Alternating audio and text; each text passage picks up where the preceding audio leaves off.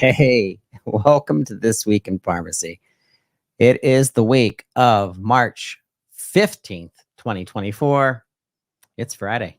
This is St. Patrick's Day weekend. I'm not sure if you're celebrating St. Patrick's Day. I'm not sure um, if you celebrate that, if you think that's fun time to go out with friends, whatever it is. If you want to celebrate, definitely do so. But um, be careful. Just be safe out there. Pittsburgh had some news this week about some security changes to our police force. We know that it's going out throughout the nation, and it's it's a time to just be more careful when you're out there. And it's conference season, so we're going to be at different cities throughout the nation celebrating our profession of pharmacy. We cannot wait to be part of the upcoming conferences. The APHA is at the end of March. Are you going to the American Pharmacists Association? Please let us know and come to the booth, come to APHA's booth and share your vision of the future of pharmacy from your perspective and what you're doing as a pharmacist. There's so many new roles popping up for our pharmacists. We're so proud of what they're doing and how they're changing our profession for the better. And it's not easy. We know it's not easy. We hear from you, our listeners, every week, week after week, and we do what we can to get your messaging out there. And there's so much positivity and so many things happening that it is moving the profession forward. And then, of course, we're still in the middle of PBM reform, and we know that. But we want to give a shout out to you, pharmacists and technicians working this week. Thank you so much for everything that you do. And I want to say thank you to Soft Traders, Framework LTC, that is today's sponsor of today's This Week in Pharmacy. What a great organization. This is how I entered pharmacy, is working for Soft Traders way back in 2004. This is my 20th anniversary in the profession. And Framework LTC has a wonderful podcast out on the network called Framework Focus. And there was an episode that we did with Shelley Spiro. If you don't know Shelley Spiro, you absolutely should if you're in the long-term care sector. Today's theme is about long-term care, and the episode that went out through Framework Focus, you have to catch it, is titled AI and Machine Learning in LTC Pharmacy, featuring Shelley Spiro, a great interview between her and Dr. Mark Fulton. You don't want to miss that if you're in long-term care pharmacy. Today, we are going to be talking about the future of long-term care pharmacy from a veteran, Deborah Milito. Dr. Milito is the Director of Skilled Facilities Consultants and Adverse Drug Reaction Coordinator and Joint Commission Performance Improvement Coordinator. And she's also the president of the American Consultant Pharmacist, the American Society of Consultant Pharmacists, the ASCP. A shout out to Deborah. You don't want to miss that interview. And we're also going to be talking about DSCSA, the updates to that. We know that there was a pause. We know that there was a change in when it was due, when you actually had to be in full compliancy, but you have to keep up with this because it's not stopping. It's just progressing and changing a bit. So I want you to hear from Joe Lipari, who is the Director of Product Management for Systech. You're not going to want to miss that, just to get yourself updated on what is going on with DSCSA. But first, let's talk news. Let's talk what's happening in our industry and what's happening in our profession. Just this week, Amazon Pharmacy will deliver Eli Lilly's Zepbound, other drugs, to customers' doorsteps. And this is no surprise. We know this has been going on. We know that Amazon is in the pharmacy markets, but I don't think it's really anything except positivity and getting pharmacy care to a lot of people that are homebound who may not realize that home care services are available by your community pharmacy. And there's a lot of community pharmacies out there who are now going to be stepping in to be a closer delivery unit. But Amazon has powerful logistics, obviously. They have a wonderful ordering system, and I think they're going to be trying to implement direct relationships with manufacturers. I want you, the pharmacist, the consultant, the specialty pharmacist, the long-term care pharmacist, and of course, our independent community pharmacist, to be aware of this, because I want you to be communicating with your patients that, the perception is reality, isn't it, with our consumers? And we have to make sure that your patients know that you can get these services directly from other pharmacy relationships, especially by request by them, so that they know that these products, Lilly, Zipbound, are available in other pharmacy resources as well. We also wanted to cover 5 things to know about pharmacy benefit managers. And this was published just this week by the AmericanProgress.org site. That's AmericanProgress.org.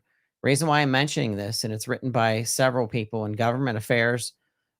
Sarah Nadeau, who is Associate Director of Media Relations for American Progress, writes an amazing article to the media, to the consumers level, and really describing what it is that you need to know about your PBMs. And she writes that PBMs are middlemen between drug companies, insurers, and pharmacies. She goes into some of the information around rebates. She goes into spread pricing. She talks about how there's very little transparency in PBMs.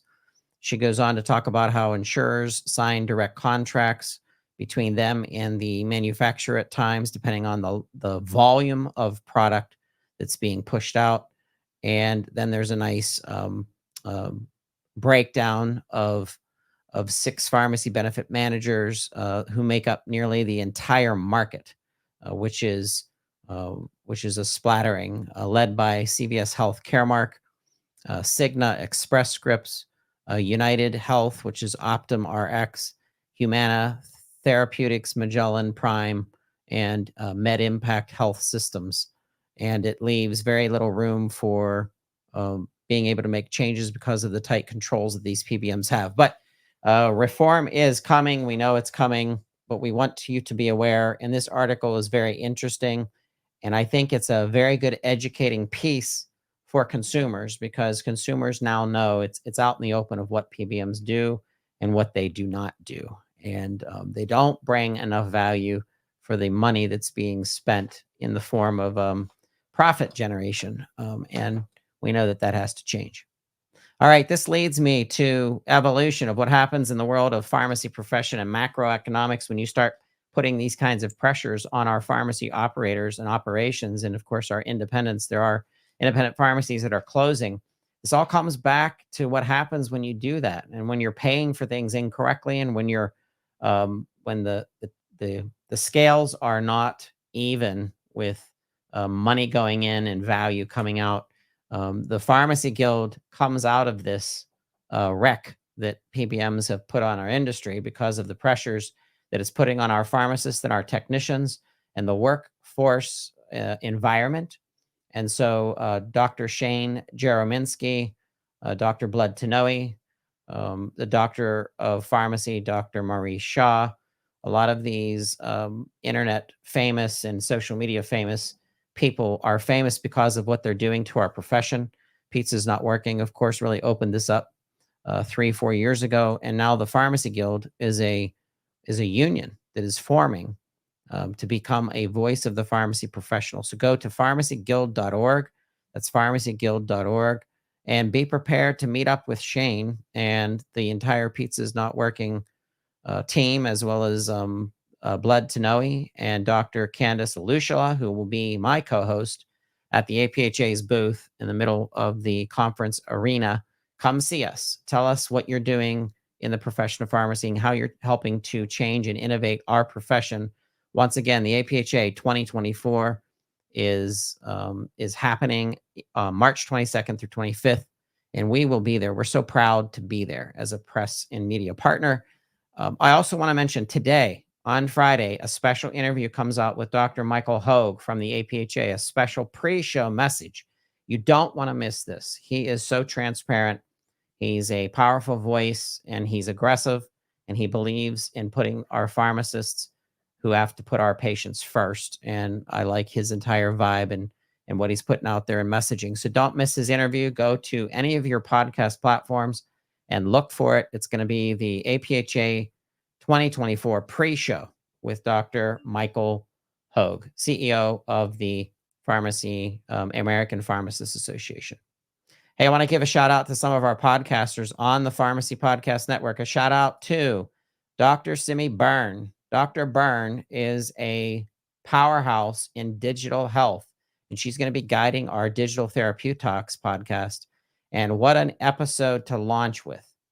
You have two powerhouse people in the healthcare comms industry and research industry, Julian D. Salaberry and Gil Bash.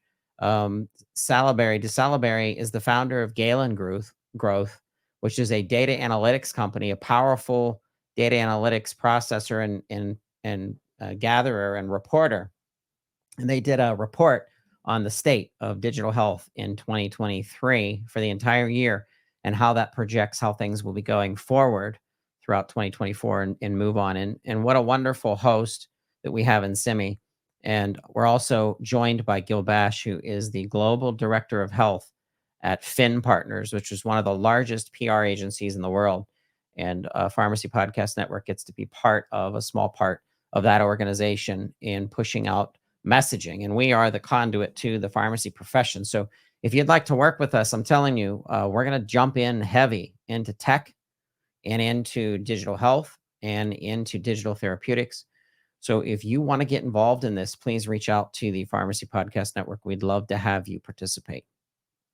Hey, part 2 of our overview of the Pennsylvania Pharmacists Association post-show 2024 is out today.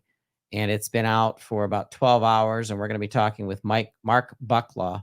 We're also going to be talking with Dr. Chichi Alonso and Moma.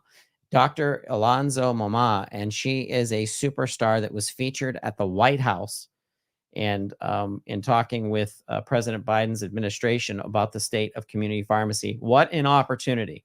And I just want to put my hands together for Chichi. Thank you so much for your work and what you're doing. You don't want to miss that. If you want to go out to YouTube, but and put in her name, Moma, Dr. Chichi Moma, just put in CHI, and then Moma is MOMAH. And she runs Springfield Pharmacy in Pennsylvania, a community pharmacy owner. And she's going to be on our show on the post show for the Pennsylvania Pharmacists Association.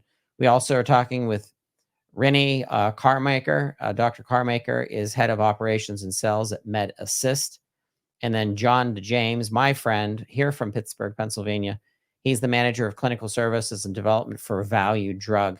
Just talking about, he has such insight for community pharmacy. So you don't want to miss that episode. Also, shout out to Bruce Nealon with Pharmacy Crossroads, featuring our partners, Health Mart, and how we're so excited to be working with Health Mart. Originally worked with them several years ago about pain relief and topicals and THERWORX relief. And now we're back, and they're on Pharmacy Crossroads with Crystal Lenartz and Nancy Lyon, and Dr. Lenartz and Dr. Lyon are going to be digging in to the movement of our community pharmacies into this clinical world that we're in, and I'm excited to feature them. So we have this show today. We're so excited. I also want to give a shout out to Helen Serrani. Dr. Serrani is a world traveler, and she is a author of a book that's out right now, The We You Don't See. I think you've seen me post this on LinkedIn. The We That You Don't See is a book about trauma. Reason why I'm bringing that up is our own podcast member, Dr. Robert Kress, who's known as our he's known as our functional pharmacy godfather. He and his team are putting together an episode on trauma. And the reason why I bring that up is this book that Dr. Serrani has written is a follow-up to her first, Trading Grenades for Candy, and her experiences as a refugee and being a child, and the stress that caused in her life, and how that stress can move into you as an adult. So if you have experienced tremendous stress, tremendous trauma, I want you to look into Dr. Helen Serrani, and I want you to find her on LinkedIn. I want you to go look at her book. But she is going to be doing a webinar and a masterclass about trauma and about how to handle it as a healthcare professional and as a pharmacist. And you won't want to miss that. So if you want more information on that, please reach out to the Pharmacy Podcast. We are going to get to our first guest, and we hope you enjoy this episode with Dr. Deborah Milito. Hey, and on This Week in Pharmacy, this is exciting. I get an opportunity to kind of return to my roots. Everyone knows that's listened to the Pharmacy Podcast Network over the years that I started in long-term care. That's where I got in 2004. Goodness gracious, I'm celebrating my 20th year in the pharmacy industry. In I think it'll be June. Will be technically that 20th year, and so much has changed. But there's a lot of things that haven't changed. The people that have invested their time and their lives and their careers into the pharmacy profession is significant. And I value people like Shelley Spiro and Chad Wers and Debbie Milito and all of these leaders that I remember were the people that I looked up to, that were digging into long-term care. What does long-term care mean? What does the long-term care pharmacy of the future look like in comparison to what it was 20 years ago? I want to introduce Debbie Milito, Dr. Milito, to This Week in Pharmacy. It's so good to have you here, Debbie. Thank you for having me. I've been looking forward to this. I have as well. Like I said, this is kind of a returning to where I started in the pharmacy industry. The Zillners were rock stars in my mind. And I went up to the Indiana campus back in 2005 to present to the entire team the Framework LTC pharmacy management system that was designed specifically for long-term care pharmacy. And it was a bear to get it to go into workflow because of how enormous and what an operation Diamond Pharmacy Services had. It was really focused on um, your correctional systems throughout the entire United States. But then you had a special sector that was really focused on long-term care pharmacy as well. So right out of the gate, I want you to share with our listeners a little bit about your background and the fact that you're also our new president of the ASCP as of October of 2023. Well, I hope I can cover everything there for you, Todd. Let's see. My background is that I'm a graduate of Duquesne University. I was one of the first of 15 people to attend the non-traditional PharmD program at Duquesne after I got my BS. I thought it was one of the hardest things I ever did, but the second hardest thing I'll tell you about in a minute. And then I started to work in acute care hospital in my community, and I worked there for over 20 years until my hospital closed. And when it closed in 2006, I wondered where I would go. I thought maybe a Pittsburgh hospital. I was very clinically oriented. But I had a student who used to live in the Jeanette area, and he had gone to Diamond to work. And, years before that, and he told the Zillner family, Deb Milito is a good clinical pharmacist. That's what you're looking for. You should call her. So they called me. And 18 years later, I am still at Diamond. And Gib Zillner, may he rest in peace, he passed away a little over a year ago. But his wife, Joanne, who's also a pharmacist, and his son, Mark Zillner, have taken over the reins, especially Mark. And, a big operation, but sort of a family-oriented feeling to it, open door policies. I've been very fortunate to have two places that I've worked that have been family-owned. It's also special that the Zillners were honored by renaming the road that leads up to the campus as well, up in Indiana. If anybody's listening, it's very close to the IUP, Indiana University of Pennsylvania campus. But I think that was very special.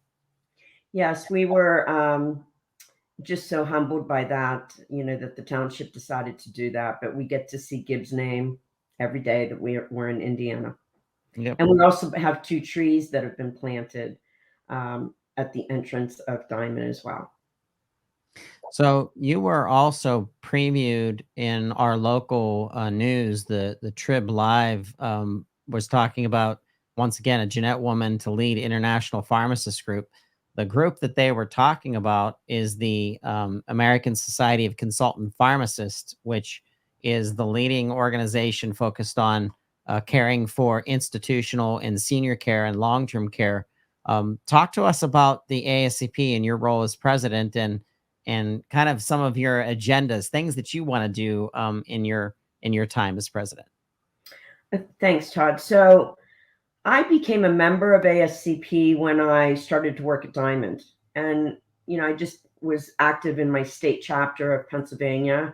And then I volunteered for the Antimicrobial Stewardship and Infection Prevention and Control Committee.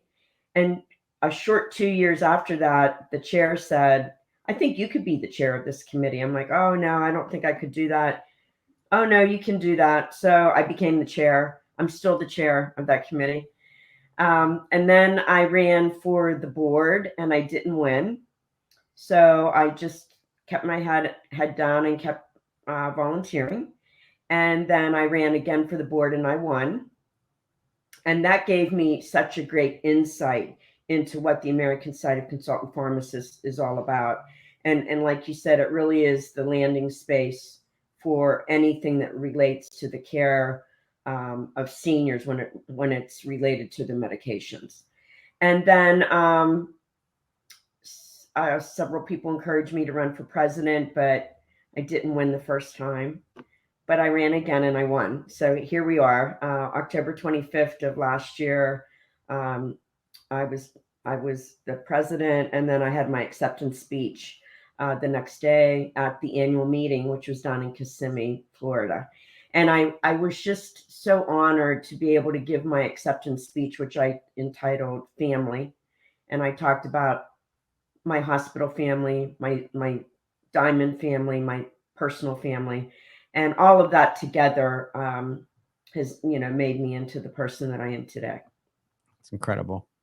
And you're part of one of the largest organizations in the United States. I will say this: if you start with the public doesn't really understand what pharmacists do. They see you in a white coat standing behind a counter.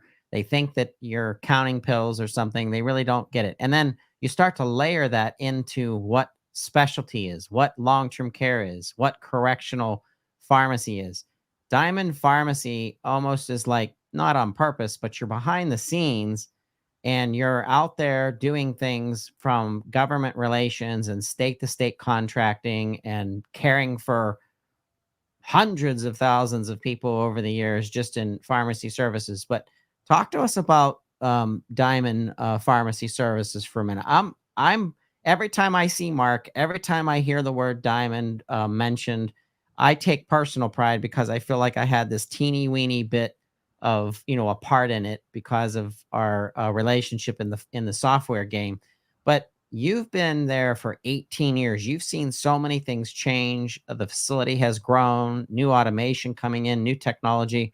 Talk to us about the correctional leaders that Diamond is in the country.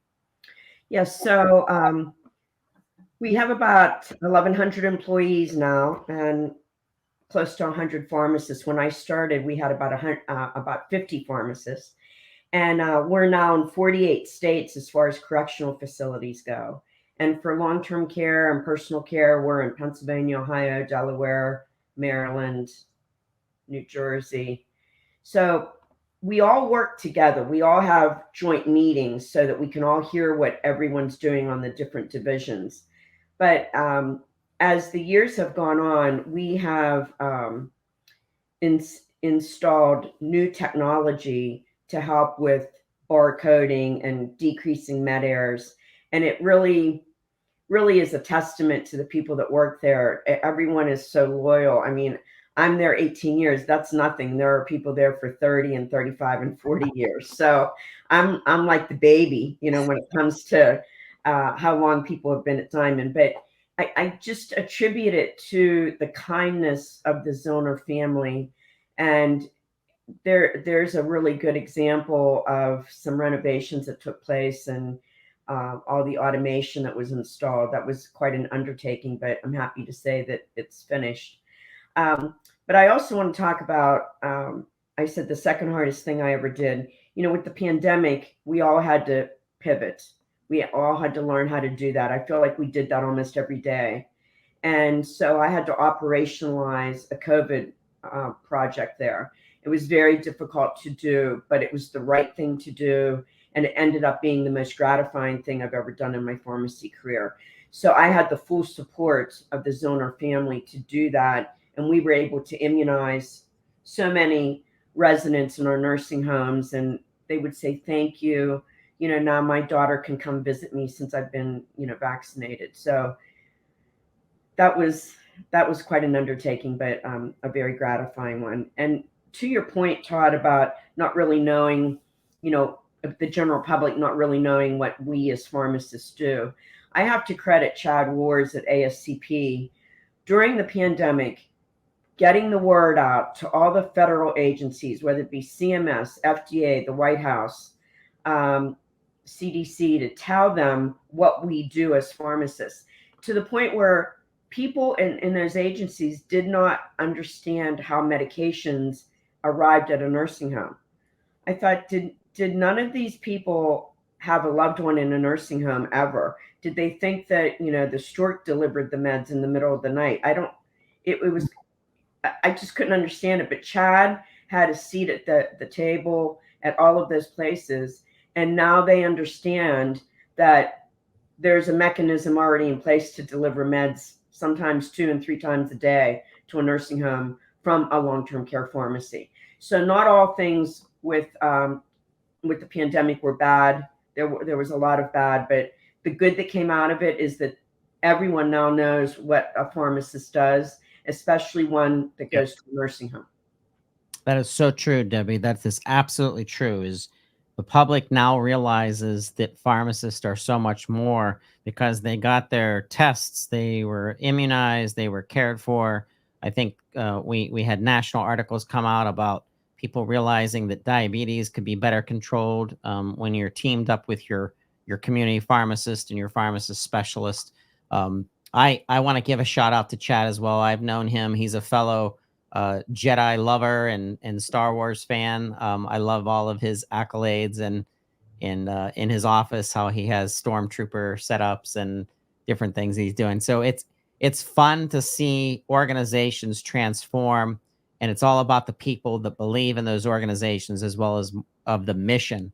And you and the Zollner family have been driven by mission, and that's come through. I can tell the sincerity of your organization and of the work that you've done over the years. Let's talk about changes. Let's talk about the evolution. And you and I have seen, just in long-term care pharmacy specifically, where are we going as a profession for the role of pharmacists, starting to pull away from the dispensing per se and really start to get much more into the clinical to assure that complexities are being addressed, polypharmacy is being addressed, deprescribing being addressed, mental health, and so many things that we weren't talking about in 2004, 2005. Now it's prevalent. Now we see, wait a second, we need more attention for this. That's where enters the pharmacy. Talk to us about the future of senior care pharmacy and our pharmacist roles. So one of my goals and my leadership plan for ASCP is to get more student involvement, because I think that that's our future, is our students. And so they may be members of a student chapter at their college of pharmacy or the university, but then we lose them when they graduate. What we want to instill upon them is that no matter where you end up practicing when you graduate, you are going to be taking care of seniors. And so, we do have the graying of America going on right now. It's only increasing. And so we need pharmacists to be better trained to take care of those complex regimens due to comorbidity and, different things going on with our patients and our residents. So I actually teach a class at Duquesne University it's called Topics in Senior Care. and I team teach it with a professor. And we really, delve into the disease states and how it's in particular to a senior resident or patient. Yep. So I think we need more of that at universities. I'd like to see more student chapters of ASCP to let them know what we have to offer.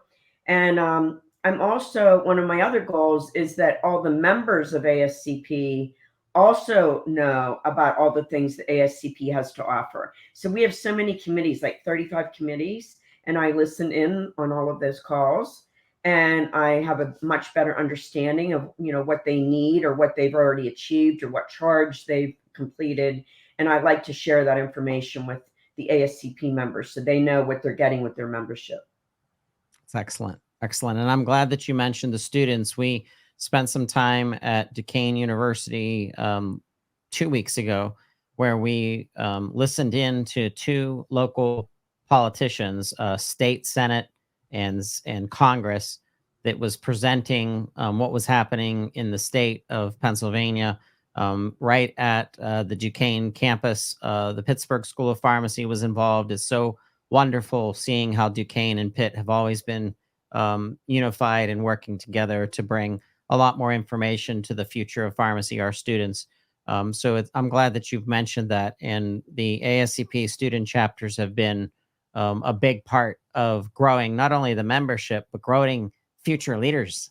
Who are the future leaders of pharmacy? It's these students. And Todd, if I might add, as to the future, I think that we've never been closer to gaining provider status. I'll be going to the Hill April 15th and 16th. ASCP is having a legislative conference on the 15th, which is a Monday. And then the 16th, we'll be going to the Hill. And we always get prepped as to the 4 or 5 topics that we will all talk about with our people at the Hill. So we try to get the biggest bang for our buck. The more pharmacists that attend that, the better, because they can divide and conquer. We want every state to be represented. That would be the ideal. But that House bill is gaining momentum, that we will be able to test, treat, and immunize as a provider. And it would be fantastic if it happened this year. So we're really wanting everyone to support that bill and to sign on to that bill. And we think that it might just get over the finish line this year. So what's your shout out if we have pharmacists listening, they're in community pharmacy, they really want to get into another facet, they want to become a consultant pharmacist and get into senior care. What's your advice for, because as well as I do, there are a lot of pharmacists over the years who started in retail community and they just outgrew it. They got to a point where they wanted to dig a little bit deeper into being more clinically consultative, or they wanted to dig into a specific disease state or specific condition. Did you start out, when you started out as a pharmacist, in another facet or another sector of pharmacy, and then you pulled and kind of went into senior care? Yes. So I worked in the hospital first, but I got so much background that I could have used it for whatever age of patient I was taking care of. But like, we did have geriatric psych, which I attended those meetings, and I learned so much there with a geriatric psychiatrist. I didn't realize that when I went to Diamond, what I was going to be doing, except when they kept asking me, do you do adverse drug reaction reporting? What about kinetic dosing? What about renal dosing? I did all of that with my eyes closed because I had to, in the hospital. So I initiated a lot of those programs or fine-tuned them. And then I was approached by the Zoner family to see if I would take a more active role in the long-term care division. And so I became the director of clinical and consultant services. I started to have meetings every 2 months. I did the competencies for those consultants. And I will tell you that my senior care consultant pharmacists that go into nursing homes to do chart review, they don't necessarily just do that. Some of them are also correctional consultants. Yep. So they travel to different correctional facilities, since we're in so many different states. We do outsource that as well, but a lot of our people that work at Diamond also go and do that consulting. I would say that, my wish list is at a community setting. I wish that in retail that you would have more time to focus on taking care of the patients and doing medication reviews with them. I know that you're pressed for time, but I would love to see that change in my lifetime. I think that aging in place is the wave of the future, and I think we need pharmacists to be able to go into the home, into the community setting, and take care of these patients. So I think that that's another avenue. I think if you wanted to start your own consulting company, an LLC, I have several independent consultants that I employ to from a logistical standpoint to handle some of our nursing homes that are in different locations. So there's a myriad of ways that you can get involved, whether you're in academia or hospital or community. We're all going to be taking care of seniors. So I think we need to all become proficient in that. Isn't it interesting that the silos, when you started 20 years ago, were pretty in place? The difference between senior care, specialty, community, compounding. Now we're seeing those silos starting to disappear and starting to blend. We see community pharmacy realizing, our independent community pharmacies, the aggressive owners that know that based on reimbursement and the whole realm of what PBMs have done in holding pharmacy hostage in many ways, is now encouraging these owners to blend into doing long-term care pharmacy the right way. Aging in place is so important. So we have initiatives throughout the network where we're supporting Happier at Home to teach community pharmacies to embed home care into their services. Mm-hmm. And then with home care, bathing and shopping and light cleaning, now starting to do in-person medication reviews on a cycle to assure that they're on their meds and that they're staying on their meds. The safety protocol that comes into that, the loneliness that our seniors are experiencing in their home, and being able to at least be in contact with somebody through a home care agency and home care services. The blending between long-term care and community is happening with those that really want to dig into it to insulate themselves from a lot of the retail reimbursements that are just horrible, the way that sometimes it's negative when they dispense a prescription and they're losing money.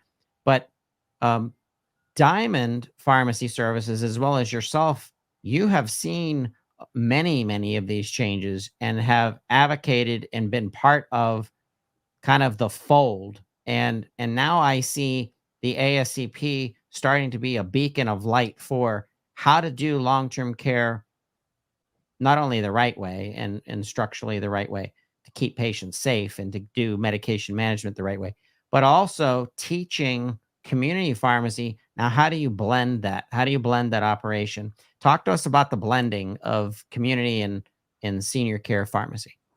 Yeah, I think it all comes down to communication between each of the disciplines and having a smoother transition of care. It would be nice, if we could get the medication discharge list from the hospital, compare it to what they were on from home. Maybe even the pharmacy and the community would give us that information. That doesn't necessarily happen. Sometimes it does in personal care, but not in the nursing home.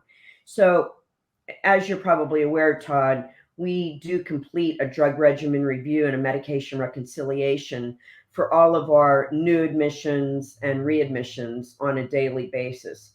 So ideally, we would like to receive information that is the most current. And we are always finding irregularities on what the hospital discharge med list says as compared to what they were on at home. And so wouldn't it be great if we could just somehow communicate directly with the pharmacy, the community pharmacy that that person happens to be going to, and we could get the most up-to-date med list and compare what the nurses entered into the medical record at the nursing home site. So we would like to see an improvement in that and have better communication from one entity to another. All right. So conferences coming up. You're going to be at the APHA 2024 in Orlando. You're a delegate there on a panel now that you're president of the ASCP. So that's going to be exciting. If anyone is listening, you're going to the APHA, make sure you connect with us at the APHA's booth. We're going to be running Locked on Pharmacy, which is the APHA's podcast. It's going to be covering the event. What are you most excited about in attending the APHA this year? Well, it'll be my first time to attend an APHA conference. And so I'm all about connecting with people. I love to, find out that someone in California is doing this. And then I happen to be talking to someone from Ohio that says, do you know anything about this topic? I'm like, yes, I just met someone from California that's already doing it. Let's not reinvent the wheel here. So I love to share that information and my other one of my other goals as president of ASCP is to attend all of our regional meetings, international with Canada and some other countries. But I'm going to be traveling the United States this summer to attend all of the conferences and meet even more people. Excellent. Well, I want to say that I've been really thankful that we were able to do this. I'm looking forward to seeing you in Orlando at the American Pharmacists Association. I'll turn it back over to you, Todd. And I hope to connect with you there when we're not too busy.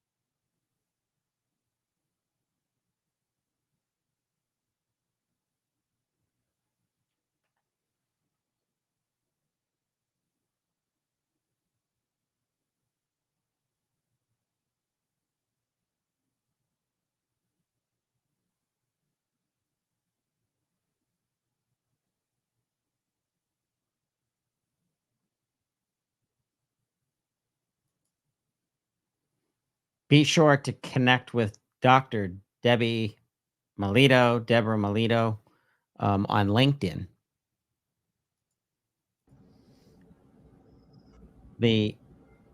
It's raining down here.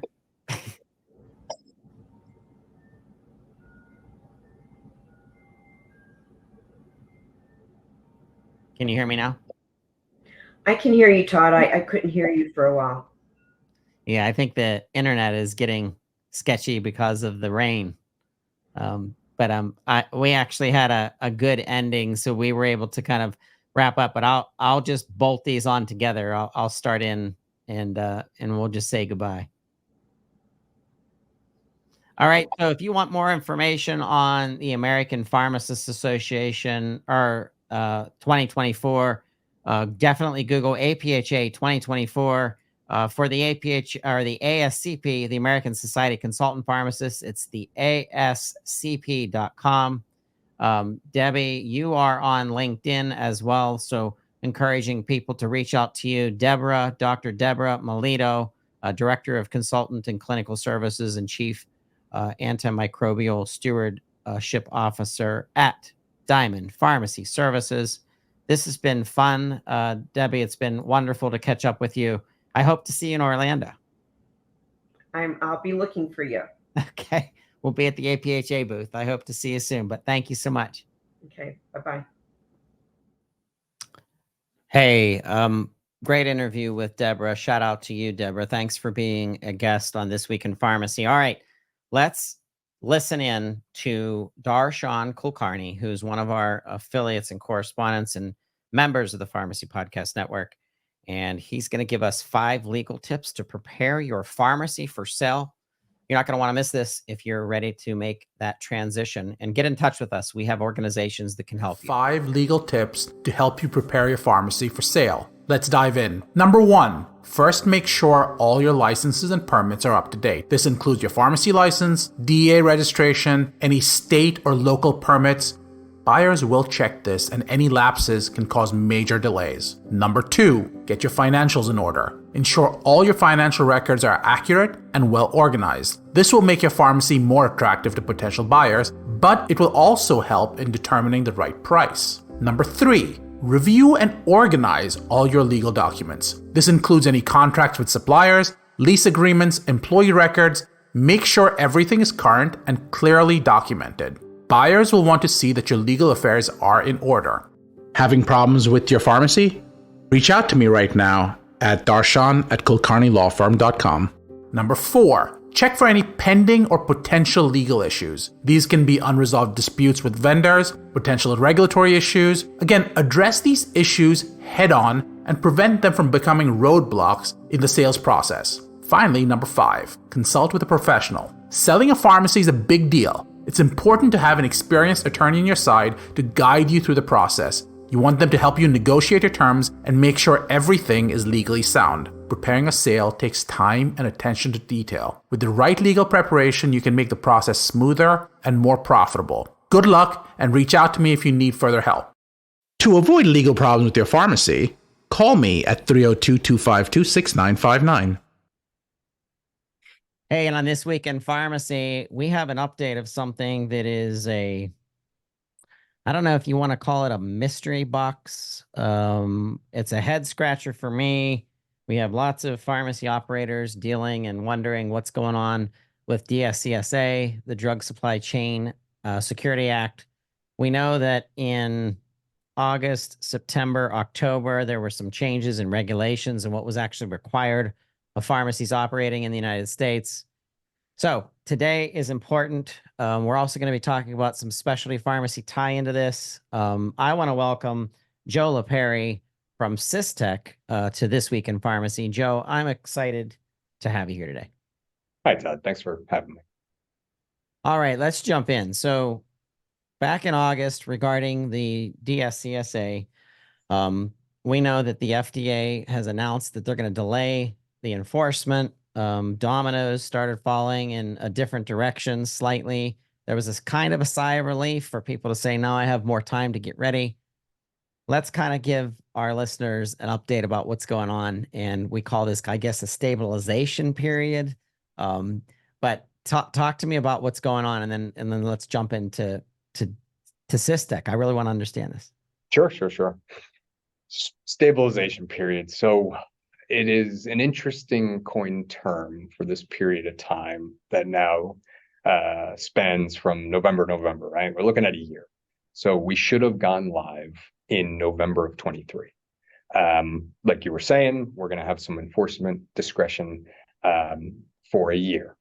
Now, here's the idea. The FDA generally expects that trading partners have systems, processes in place to meet the requirements, right?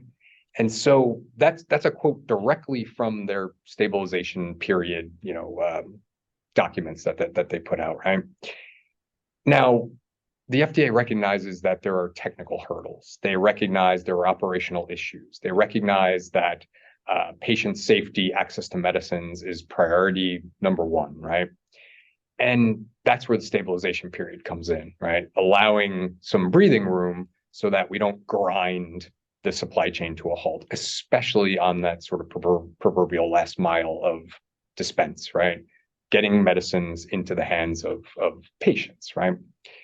And so, like I said, the FDA generally expects these systems to be in place. So what we're telling our clients is that you should already have something established, whether it's a system or a process or whatever, to meet those requirements. And I always use, here's my example I use, right? So I'm on the East Coast, I'm in New Jersey, it's winter, I enjoy skiing. Well, what do you got to do when you get new ski boots? You got to break them in, right? Every skier knows this, and every skier dreads it, right? That's why we hold on to our boots forever. If you didn't buy the boots yet, you're not in the breaking in period, right? If you didn't get a system in place or processes to meet the requirements, you're not in the stabilization period. So I think that's really one of the misconceptions. This is not more time to do what you already should have done. The expectation is you're working the kinks out. It's a really good point. That's an excellent point. And I kind of want to dive into breaking this down and thinking of it. First of all, talk to me about the pathway. I mean, we talk about ingredients from different overseas issues. We talk about pedigree. We talk about creation, manufacturer, transportation, humidity, temperature. Now we get to the wholesaler. Wholesaler does what they need to do. They have their ERP systems. They have their tracking and systems. And then we have to send it to the pharmacy in order to get it to the patient. So talk to me, where does DSCSA come in, like in that track mapped out? Yeah, sure. Kind of hits everything from start to finish there. So starts with marking on the products themselves. So you're talking about putting the fun little 2D codes that you're seeing on products now, which is nice. You know, when we go to the pharmacies, we actually see these things, kind of like fruitsier labor, right? The stuff that Systech has been doing for, the better part of a decade and a half, which is managing the process on the packaging lines, getting serial numbers down to those lines, printing, controlling the devices and the printers on the lines, doing the aggregations, right? Associating the units to the cases and the cases to the pallets and getting all of that data ready, right? So that it can be pushed off to the trade partners. So you have the marking at the point of packaging. You have the transmission of data from the manufacturer to the wholesale channel or to the distribution channel or whoever the next downstream trade partner is, right? So now you have this electronic payload that rides along with the physical product as it moves from point to point through the supply chain, right? And it's a unique model, right? When you look at some of the other, you look at EU, right? EU FMD, which is the European version of pharmaceutical compliance, right? With serialization, where you're just sending data to a central system, right? It's kind of a bookend sort of model where you have sending it from the manufacturer, verifying it at the point of dispense. The US, it's more of a chain of custody model where we're pushing data forwards down the supply chain. And you can imagine, 90% of product flows through, give or take, right? Flows through the big three wholesalers. But there's a massive secondary network. And then when you move to the dispense side, we're talking 80, 90,000 different dispense locations, from hospitals to, your mom and pops to your massive retail chains. And so that's a lot of trade partners that need to, one, be able to receive this data and verify it, right? And number two, beyond just the happy path moving data downstream, you have a lot of other requirements about product tracing and product verification. What do you do when you have suspect product, and how do you make sure that the supply chain is safe, right? From a SOP perspective, when you're dealing with illegitimate or suspect, and that's all rolled up underneath the DSCSA sort of umbrella for what supply chain partners need to do to meet the requirements. The buzzwords, some of that I definitely don't understand. I know our listeners probably don't as well. DSCSA is kind of where I stop. I do understand what that means. I understand that it is a way to keep, obviously, the public safe. But let's break it down. Talk to me about leveraging a verification router service. What does that mean, VRS? Yeah, sure. Well, VRS is, in its definition, is sort of an automated way to deal with exceptions, meaning, it's interesting. So exceptions in general. So Systech did a survey last year, and what we found was that 50% of the responders said they're currently unprepared to deal with what's going to happen in 2024, which is a massive ramp up on, hey, we have an issue here, we have an exception here, hey, we need to rework something here. And so the idea is that, you know, with a VRS system, it's automating the operations behind identifying and verifying suspect product, right? Originally, it was for returns. So when, say, a distributor got a return back from a dispenser, right? Before they could put that product back on the shelf, so to speak, they'd have to verify it, meaning basically that data matrix with those 4 elements in it, right? That data matrix has a GTIN, which is the product identification, right? It's got a serial number, has a lot number, has an expiration date, right? You need to verify all 4 pieces of information. And that's done against the manufacturer's data. That's a key point there, that all of this verification is against the source of truth, which rides with the manufacturer. So that's expanded. And now we're talking about suspect and a legitimate product. So it's a system that automates all of that. You are standing there, Mr. Dispenser, with a product in your hand that you have flagged, right? And so, number one, you need to verify the data on that label, right? Or on that carton. And you can do that by leveraging a system like a VRS. So Systech actually partnered. We talked a little bit about, MetaLedger, who were recently or last year acquired by NABP, right? So they built a verification router service, which is an electronic cloud-based, under the covers, it's blockchain, which everybody loves, right? And at the end of the day, what it does is it connects all of these trade partners that don't necessarily have a relationship with the manufacturer, right? Yep. So they could be a distributor, sure, but it could be downstream trade partner, like a hospital, right? And it connects them and it allows them to make verification requests saying, hey, I have this product, I need an answer. And you can get back a, hey, good, go, no go, good, bad, right? Answer from the system. And it's automated, meaning you don't have to pick up the phone. You don't have to send emails. It's not sort of a manual exchange of information between, hey, I have this product. Who do I need to contact? Number one. Then once I get a hold of somebody, what information do I need to give them?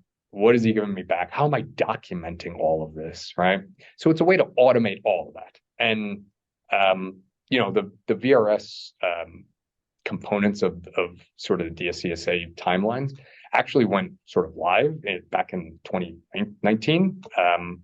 But again, we've seen multiple delays and multiple extensions. So we're kind of all looking forwards now to the 2024, timeline to have all of this go live.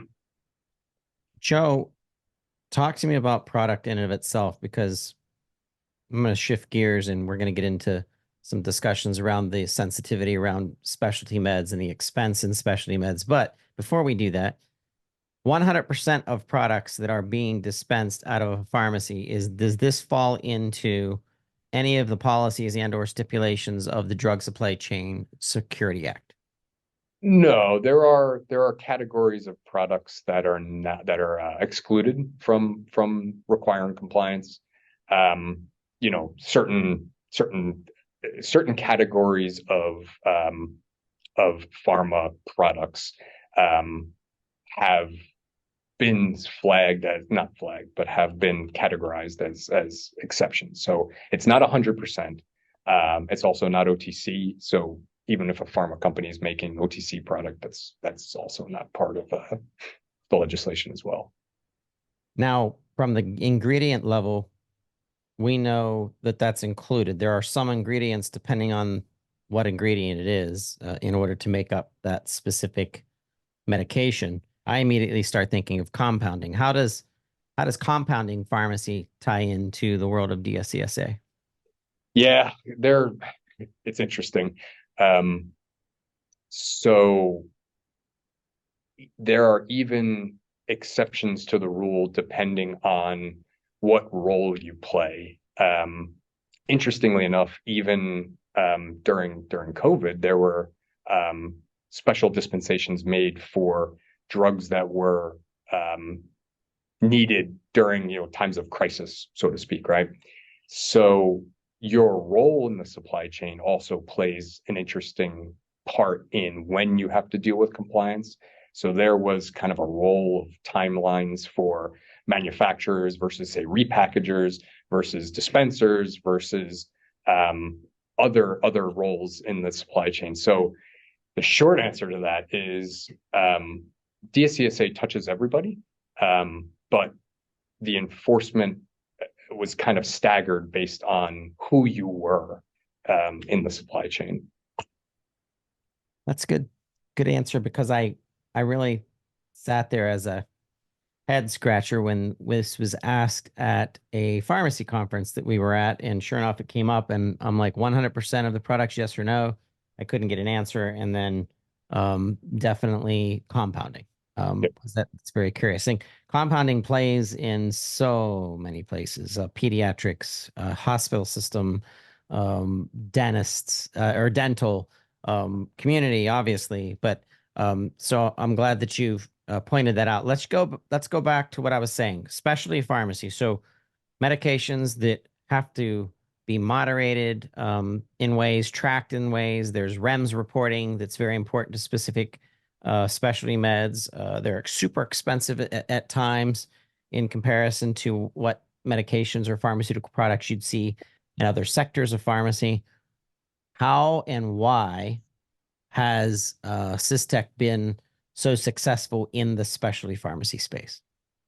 Yeah, it's an interesting question. Our experience in specialty really started in the last, call it 12 to 18 months. So Systech historically was very focused on the front end of the supply chain with the manufacturers, right? Those were our core customers for the first 15 years of the company's life, right?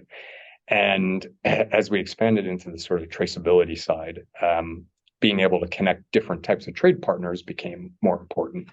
And as I was saying, over the past, say, 12 to 18 months, now our manufacturing customers are focused on connecting a lot of their specialty networks. So a good portion of of these manufacturing customers are your biotechs, right, that are producing small batches. This is not massive volume. This is very tailored products, a lot on the oncology side, a lot on the specialty medicine side, and these are products that have a very simple supply chain, meaning they're going direct ship from manufacturers right to specialty pharmas. And so our experience is that the specialty pharmacies were, and not just pharmacy, specialty, from whether it's a hospital, whether it's a physician or some sort of clinic, right? They seemed to be ready first, meaning they were sort of on the proactive side of regulatory compliance, and we were able to make a lot of these connections so that for a lot of these direct ship opportunities where manufacturers are sending that product outside the wholesale channels, we're able to make the connection so that we could actually send the data along too, which means they had systems on the other end that were able to receive, verify, do all the things that the dispense community needs to do. So they just seem to be sort of very proactive, like I was saying, and at the forefront of leading the regulatory compliance sort of charge on the dispense side. I think there's a lot of assumption from different players in the pharmaceutical and pharmacy care ecosystem.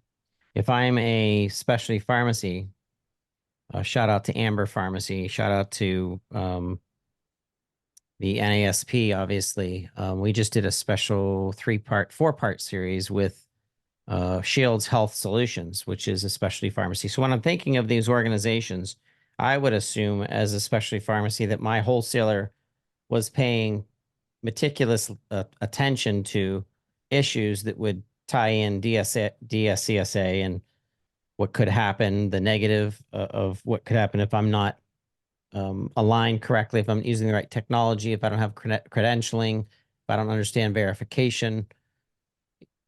What should a specialty pharmacy be thinking about when it comes to implementing an actual traceability platform? Yeah, good question. So beyond, hey, you better, number one, you better make sure you can, one, understand, and two, meet the letter of the law, right? But really, it's more than that. It's, just sending data downstream is one piece of it.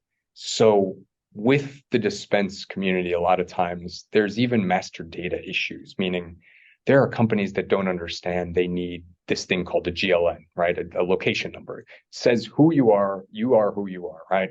And you have this number and it's registered and it's GS1 and all that good stuff, right? And we hear a lot that some of them just rely on their distributors to help them with this process, right?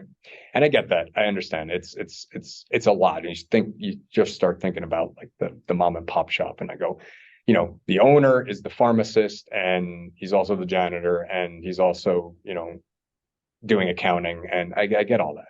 Yep. But when you think about relying on others versus having a system of your own, it really comes down to a debate about risk. And so it's how much risk are you willing to take on? So there's a lot of talk about portals, right? Just all the distributors, think about any given pharmacy can be fed by how many different distributors, right? Depending on the products that are put on the shelves, right. Depending on the agreements they have with their trade partners. And so it puts the burden on the dispenser, right, or the pharmacy to manage multiple portals, multiple distributors, right, and that they all might not be built the same. And so I think what's really interesting is that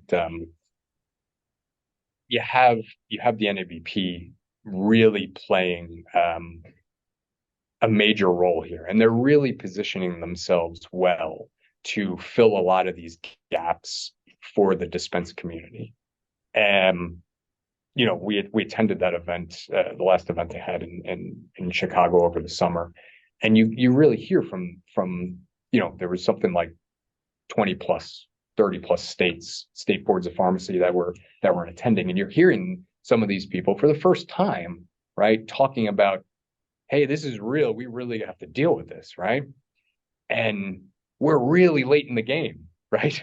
So it's critical that someone kind of stands up and says, hey, we're going to support this community, and we understand the breadth of the different types of personas in the dispense community, whether you're a prison or a clinic or a hospital system, or you're a massive retail outfit, right, with thousands of locations within the US.